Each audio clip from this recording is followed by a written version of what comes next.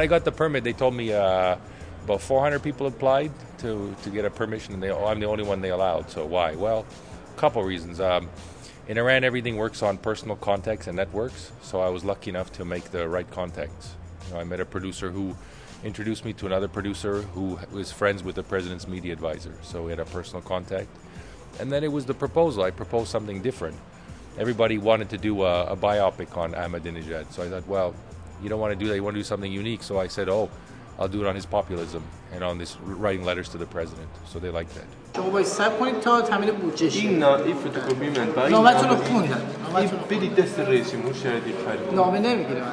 No, they didn't try to pressure me, but the assumption was that it was going to be a positive film. That's why they gave me the permission. If they thought it was going to be a critical film, they would have, no way. So, and certainly the point of departure was a positive one. I came there with an open heart, saying, "Look, I'm not here to make a critical film. I would like to make a film that would understand your government better for the outside world and try to improve your reputation." I was given a lot of freedom in Iran, surprisingly, and the supervision kind of was more disorganized and chaotic. So, occasionally, you'd be stopped by authorities, policemen who would want to look at your tapes, and they'd ask you to delete things. Sure.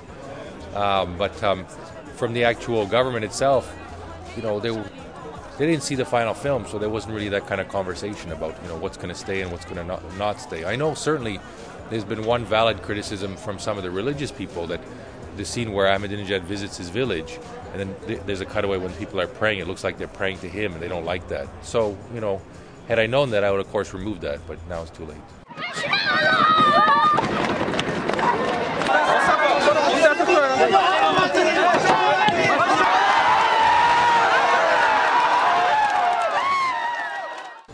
Iran's a complicated country, and Ahmadinejad is a controversial subject. So the subject, by definition, inflames a lot of passions, and I think a lot of people can't get behind these prejudices to, really look at things objective. And also, this notion when people say you're not critical enough, I didn't go there to make a critical film. All the criticisms are obvious. I went there for a greater understanding of Iran.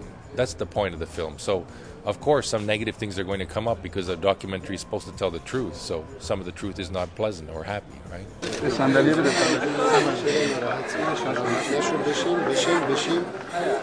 Some of these people who didn't like the film is that it challenges their imagination of Iran as an enemy and Ahmadinejad as this devil, when you actually see that he's looks like an ordinary, well, I don't know about nice, but as an ordinary populist who's, effective with people, right? And he's good with people. You see it. It's very natural. So that's why he's also successful as a politician. One of the reasons, for sure.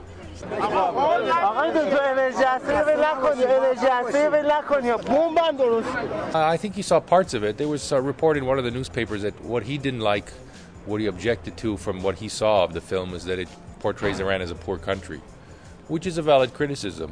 Then I just feel sad that the access I got was limited because, they let me go with him to trips when he goes to the poorest villages, so it's going to show poverty.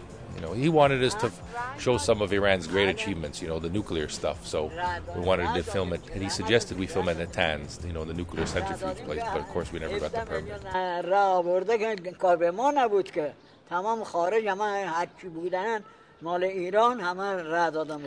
Useful things that I can communicate is how important it is, if you're trying to deal with Iran, to try to deal with them with respect, and because they have the long feeling of humiliation, experience of colonialism, and certainly of suspicion, even paranoia to the outside world, particularly to the United States. So if you want to effectively change things with Iran, you have to, a symbolic politics of recognizing their importance and dignity is very, very important.